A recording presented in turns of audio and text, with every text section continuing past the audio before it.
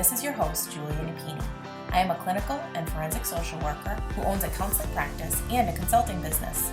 In this show, we discuss the challenges of being successful in business while maintaining your integrity and staying true to yourself. Join me while I interview other professionals and share insights from life and experience.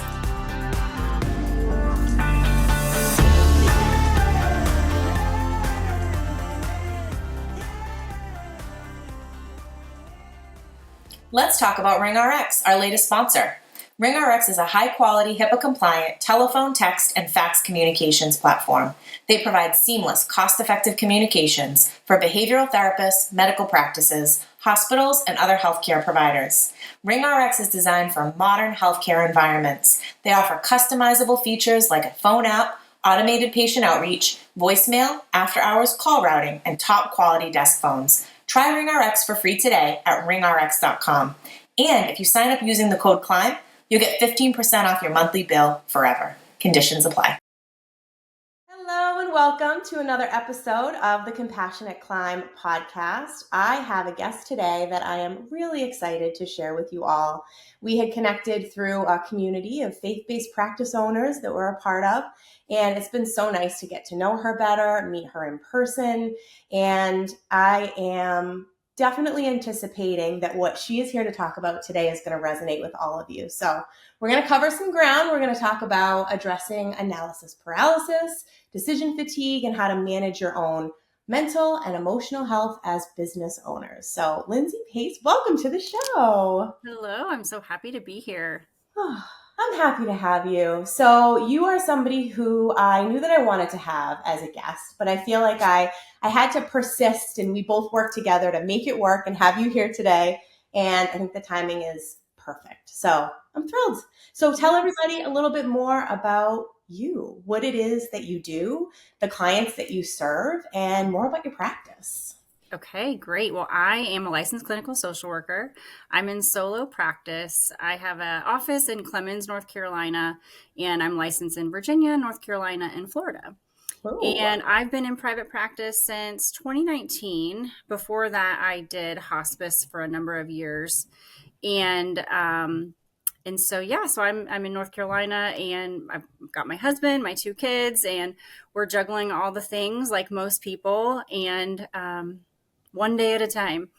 Oh, and the clients I serve. That's right. So the clients that I primarily see, I work with people who have anxiety and OCD. And as you can imagine, there's a lot of analysis paralysis and decision fatigue and worry and rumination in that population. And that's something that I am personally very good at myself, which is kind of how I wound my way up to work with the population as well. And so that's my area of focus. I use exposure and response prevention. And I love what I do.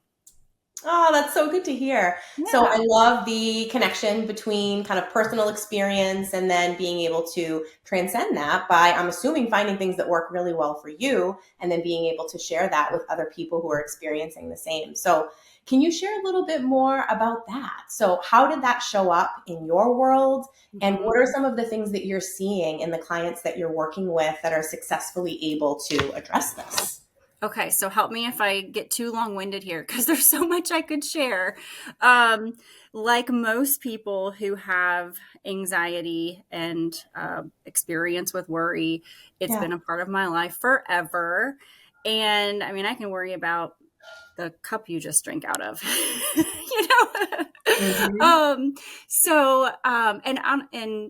So the worry and rumination has been a big part of my life for a long time. And in many ways, right, it's a benefit and an advantage. It helps me to think through things, be careful, be responsible, analyze outcomes, etc. But as we know, with all things, it's got another side, and it can be really draining and interfering and impairing and cause you to get stuck in a place maybe of not being able to make decisions and just carry out everyday life activities without a whole lot of tedious mental work. Right. And so a lot of my clients struggle with the same thing. So years of me struggling with that. I think it primarily showed up. Okay, there's a lot of ways I could take this, but I'll just say working in hospice, I did that for 10 years, kind of unintentionally. I loved the work that I did, and it was very meaningful and impactful. But a lot of the reason I stayed so long was because I couldn't make up my mind about what else I wanted to do. Mhm. What is good use of my time? What does God want me to do? What are my gifts? And just going back and forth on those things. To a degree, it was helpful and healthy, but then it was excessive at times. I, for most of my life, I kind of backed into things and just kind of let life happen to me because I couldn't make up my mind about things. And that was one of those things where I kind of crossed over from waiting for life to happen and make a decision for me to where I was like, you know what? I'm going to get my LCSW. I'm going to go do this thing and we'll see what happens. And I actually never set out to be a therapist, but that's probably going back to my indecision. I never really knew what I wanted to do. Yeah. Yeah. Oh, that makes so much sense. So was there a moment that you can remember after this 10 years of hospice where you kind of had this awakening and realized that some of that indecision was maybe keeping you a little bit stuck? Definitely. Mhm. So when I was in my early 30s, we'll go personal with here. I was diagnosed with OCD and I had no clue, no clue. And I'm a pretty self-aware person and, had been able to accomplish a lot. Right. Mhm. And of course there's a stereotype of OCD, what we see, in the Right. movies. It was not me at all. Mine is much more, the mental rumination process, decision making. Yes, there's some observable compulsions, but most of it would be like avoidance and the analysis and rumination. Rumination is my primary strategy for coping with Okay. everything. Gosh, did I just forget what I was saying? So that moment where it clicked for you, how much Yes. that was impacting Okay. you Yes. professionally. So yes, in my early 30s, I was diagnosed with OCD and I was like, oh, okay, this is interesting. Did therapy, learned about it. Then moving into private practice, I wasn't planning to focus on working with people with anxiety and OCD. I really wanted to work with caregivers because that's what I had been doing in hospice all those years. Yeah. And the need is so great with caregivers. Come to find out in working with my clinical clients, there's not a lot of people that treat OCD and treat it with evidence-based practices. Very true. And so I was like, oh gosh, I feel like this is kind of where I need to go. Mhm. And could really, resonate with what their struggles were, obviously on a personal level. And felt like, I was far enough ahead in my own personal work to Yeah. be able to clinically come in and help support them do their work. Mhm. Yeah. Well, thank you for sharing that. That's Yeah. extremely helpful. And I also have a lot of respect for the fact that you did what it is that you did to get to a place that when you were working with clients, you were coming in prepared and kind of having that awareness of yourself and what had worked for you and an understanding of how it was manifesting. And it sounds like that specialty kind of found you. So as you're working with clients, Yes. what are some of the things that you have found to be most helpful personally? And then how you're seeing that play out in the therapeutic process? Okay, so what are the kind of strategies that help me with my worry and rumination? Yeah. Okay, so it's kind of like in every season, I have to learn a new tool, um, because there's not, unfortunately, just a one size fits all. Okay, you're never going to worry and ruminate, Lindsay. I But think accepting that is a big component, right? Like we're never going to get to this finish line where it's like, woo, it's behind us. right, and so I've definitely gone through like acceptance and commitment therapy kinds Mhm. of interventions. And then there's the exposure and response prevention kinds of interventions where I was with a client today where we are, kind of one-upping the ruminative thoughts like, Mhm. oh, my teacher is going to think I'm stupid. Okay, well, maybe I'm just going to get suspended, right? And so kind of coming back at it with a who cares, I got one better than you, Yeah. and cutting off that conversation. But most recently, what I'm delving into, it's from a field of metacognitive therapy. I'm not Mhm. sure are you familiar with that? A little bit. Okay. And so it's really looking at the worry and the rumination more as a transdiagnostic Mm. symptom than versus just an OCD, which we see with depression, right? We see with PTSD, we see with general anxiety. And so really actually looking at it more of as a choice, which I've never believed that worry and rumination is a choice. I don't want to believe that. Because what does that say about my choices? So true. But I'm really coming to believe that, and seeing that happen in my own life and in my clients' lives. A couple strategies. One, actually scheduling, delaying and scheduling worry time. So, hey, that's something I really want to worry about. I'll do that at 5:00 tonight. And then most of the time, as we know, the urgency kind of dies down, and maybe when 5:00 rolls around, I don't feel the pressing need to do that. And so I don't. Or if it is something really important to me, that's the time I can take to do that. Sure. I'm sure it's going to look very different later in the day than it would if you allowed yourself that time in the moment. Absolutely. Yeah. Now, this isn't just an easy, I'm just going to schedule it and that solves my problems, right? We then have to, examine a bit our beliefs about our worry and how it helps us or how it interferes with things, right? If we have a lot of beliefs, either positive beliefs about it, like it helps me solve problems, it helps me plan for things, or negative beliefs like once I start worrying, I can't ever stop, or just the uncontrollability of the worry and the danger of the worry. We've got to really examine and challenge some of those beliefs too. So I'm doing a lot of that right now with myself, with my clients, and I'm really enjoying it. Oh, that's so helpful. So I'm thinking about how this translates to those of us that are business owners, and you being somebody who obviously took the leap into private practice and you've been successful at it. So how do you find that this translates with those of us that are taking this level of risk and the uncertainty and sometimes instability that comes with a business, especially the type of work that we do? So how do you see it play out when somebody has that added dimension of business ownership? Great question. Obviously, business could be a huge worry for many of us, whether it's the actual administrative financial aspect of it, or it's the work we're doing with our clients, etc. So there's a lot of things that we could worry about. And, for many years, these are worries that I have addressed by seeking out consultation. So I could be with, other people that are a little bit ahead of me to help guide me and tell me what I really do need to worry about, right? And what I don't need to worry about. And then give me practical strategies for things that I need to take action on and not just sit and think about. This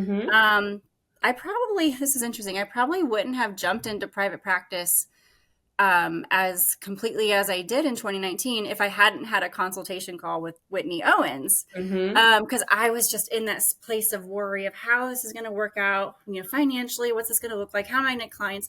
And a conversation with her really helped me to solidify my decision, stop the worrying, or at least decide I can worry about this, but I'm going to go ahead and do it. Wow. But push.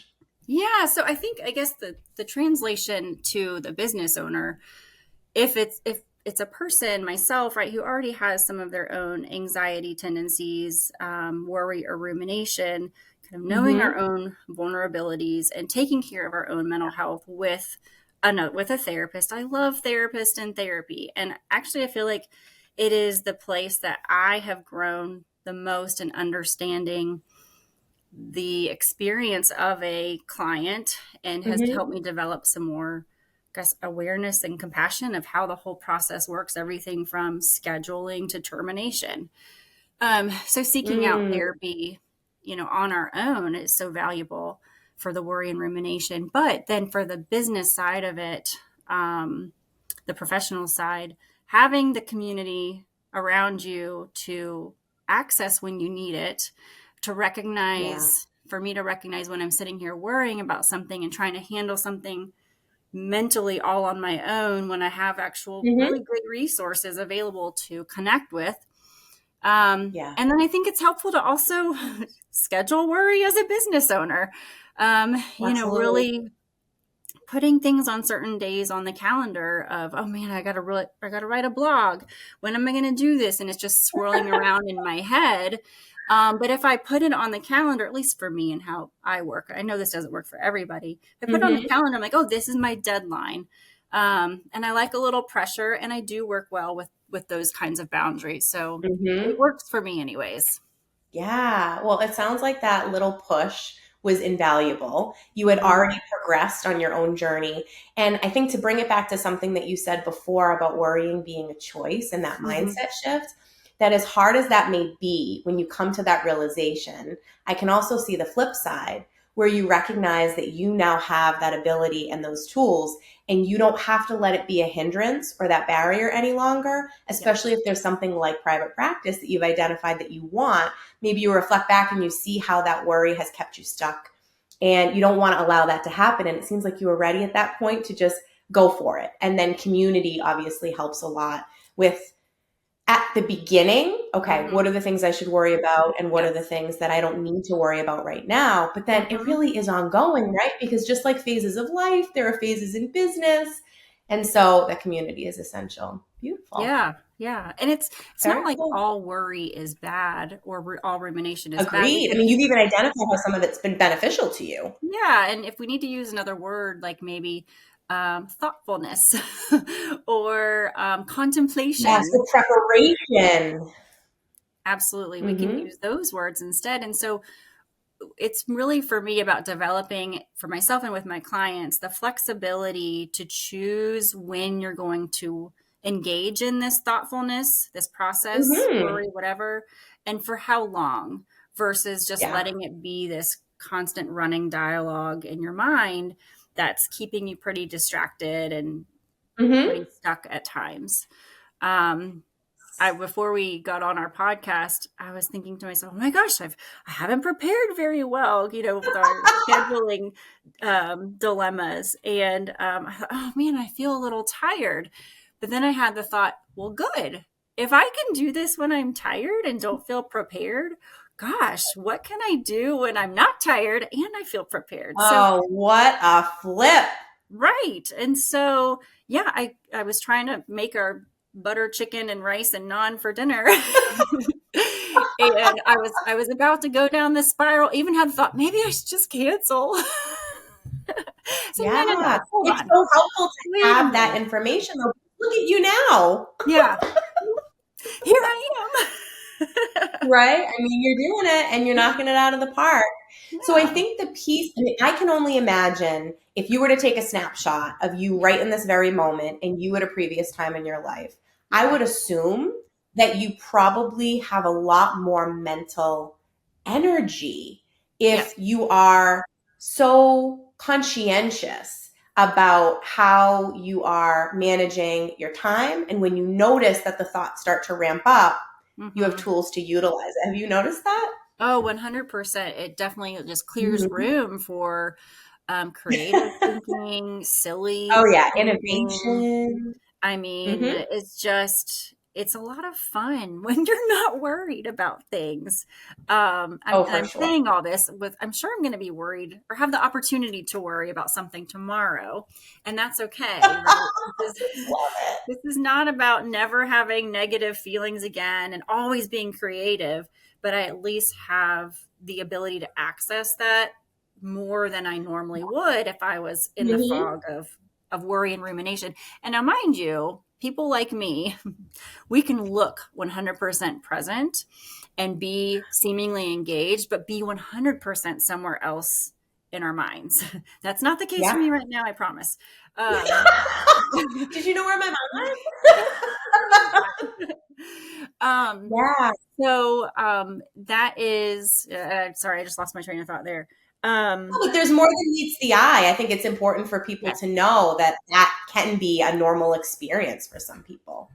Yes, absolutely. Hmm. And not everyone struggles with worry and rumination like myself. Like for me, the way I regulate myself and coping with stress in business or at home is to think about things, is to problem solve things.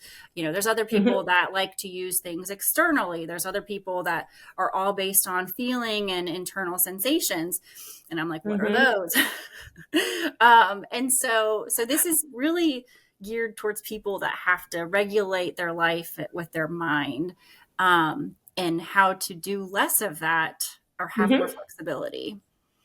Yeah, I think that's such an important distinction. Yeah. So that's such a great segue to the idea of mental and emotional health and well-being Mhm. as business owners, but ultimately as people, as Mhm. parents. Yeah. So what do you think are some of the biggest takeaways for you in terms of where you're at in your journey and what you've seen in terms of clients for how we can prioritize the importance of making sure that those things are in check for us? Um, what I've learned for me is that, well, if I'm speaking directly to clinicians, for Hmm. me, a full caseload, I have 18 slots open each week. And so I'm usually seeing about 16 people a week. Now, for some people, they're like, well, that's part time. For me, that's very full time. And the kind Mm. of work that I'm doing with my clients, and I do a lot out of session too. And then plus, I really do a lot of the blogging, the social media, all of the admin stuff. I do that. Side Um, note, not to get you off track, but for those of you that aren't following Lindsay, you should be. It is a lot of fun. She's naturally hilarious. The kind of person that says the things that are on your mind, but you may not always say aloud. And you get such a nice window into your world. And so that's obviously an indication of where you're at on this journey, that you're yeah. sharing so much more of that with the world. So I love Yes, it. and Keep it up. thank you for saying that. You never know what you're gonna get. You might see me chasing chickens down the side of the road, or I don't know, doing something weird with my kids. So Yeah, yeah, I love it. But you have to factor in the time that you're spending on all of yes, those additional things as well, which is important. exactly. Hmm. Yep. So looking at really keeping my schedule to what I know I work well within, limiting the number of people I see a day. I'd love to say I really make exercise a priority, but that's not a priority for me. I just do that when I feel like it right now, Okay. which, is what it is. Um, but that certainly does, help my mental health. I'm actually really Hmm. sore today from having worked out last night. So that's kind of nice. Nice. Um, and gosh, the best part for me and the part that keeps me most healthy is the community of other therapists that I Hmm. am surrounded with my with knowing you through the Wise Practice community, with Hmm. my local colleagues that I have here. That's probably the most valuable thing. In fact, I just had a Christmas dinner with my colleagues. Was it last night? Yeah, and we had snails for appetizers. No, it wasn't last night. It was Tuesday night. Ugh. Um, so we all got adventurous, and it's just so much fun. And they're a group too that when I've had a season of depression, because that still happens. Yeah. I'm able to share that with them and get their support. And I'm not obviously getting counseling from them, but Hmm. when we as therapists can say, hey, this is hard and I'm struggling too, Right. that's definitely a boost. Oh my gosh, without a doubt. I mean, as Yeah. somebody who has really prioritized and set aside that time for those Hmm. groups and those individuals who really understand phase of life. They're my Hmm. go-to people for parenting, my Yes. go-to people for group practice, Yes. obviously in our faith. It's essential. So it sounds Mhm. like you prioritizing that as well has really been invaluable. That's huge. Yeah. And that might be why I wanted to be a therapist, just so I could be friends with other therapists because, Don't blame you you. know, Mhm. free support. It's true, but I also feel like it is a unique relationship in Yes. that we really do have that responsibility to show Hmm. up as ourselves Yeah. because you really can't mask a lot when you have somebody that has that similar background and is doing similar work. And so I Hmm. think for me, it's been really refreshing. It sounds like it has been for you when you're Yes. selective about those people, but it's also not easy to be that vulnerable and to know that you really can't sugarcoat what's going on because they can tell. Oh, absolutely. And I'm even just thinking too, when we're experiencing our own mental health issues, it Mm-hmm. can be hard for us to show up for our clients or feel Yes. like we can or should show up for our clients. Yeah. And I think what was valuable to me is having, another therapist friend say, well, lots of people go to work depressed. It's fine, Yeah. not minimizing it, but just bringing the reality of the situation is we're not going to be 100% every day Yeah. with our clients based on a number of factors, but especially True. if we have anxiety or depression at times. That's so helpful for you to say and for people to hear and for us to normalize that. I can say in managing my team of clinicians and providing support and supervision, what I hear a lot of the times is that when they're going through something challenging, a lot of the times they appreciate the fact that they have their caseload because when they get in the throes of work, they kind of get in flow. And in all reality, it helps sometimes for that period to get a break from some of the other stuff. And then, I feel like I have some responsibility to make sure that they're okay outside of that time. Yeah. But I do feel like for some people, it can be really helpful to have that as a focus and know that you are still helping people and you get perspective, and it can be very humbling. I don't think we should go into that with that being our primary Sure. purpose, but I do think that that can be a component. What are your thoughts? Yes, absolutely. It can Mm-hmm. be a great distraction Yeah. at times when we need one. Mm-hmm. Um, and I just think the greatest thing, the very least thing we can give another person is just a listening and compassionate presence.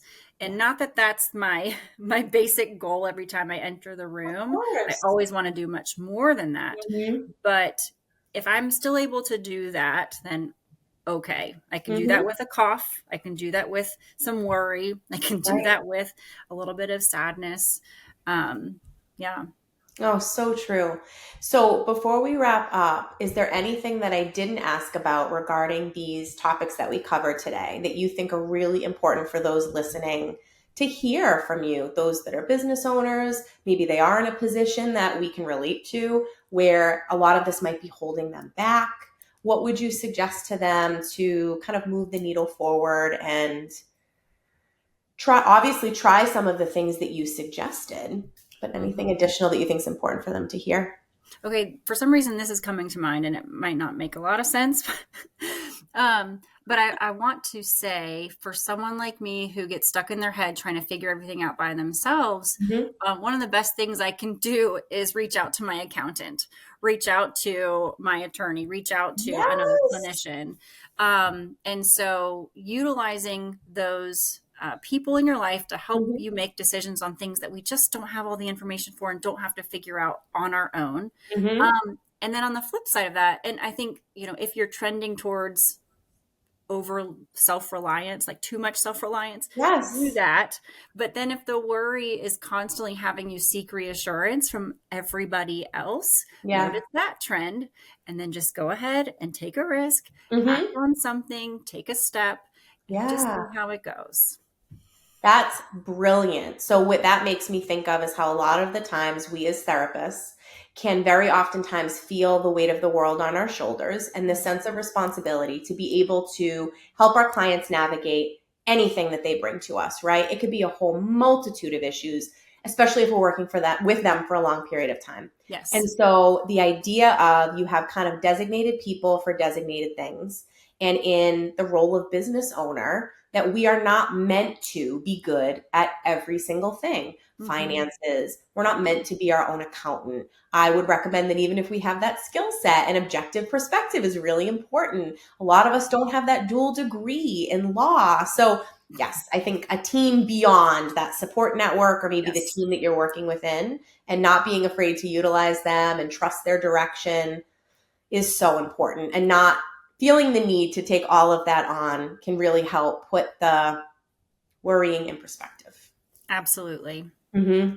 Great point. So I know you had sent me some links and I'll make sure to include that, but where is the best place for people to find you, follow along, and if there's anything you have up and coming, or if you have availability or anything that you want to share, go for it.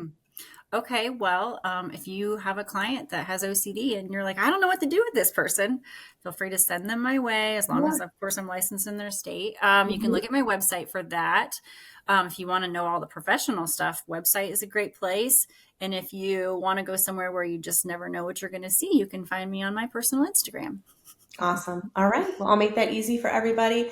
Thank you so much for persevering today, despite maybe some of the thoughts going into it and it being the end of the day. But for what you shared, I think not only was it a really nice personal touch, but it was also some really valuable takeaways that I'm sure will be appreciated by those listening. So thanks for coming. Wonderful. Thank you so much. Absolutely. If you like what you're hearing, please rate and review. This will help others find us and benefit as well. The Compassionate Climb podcast represents the opinions of Julia Napini and her guests. The information provided is intended for educational purposes only and should not be taken as legal advice. If that is what you are seeking, please consult an attorney.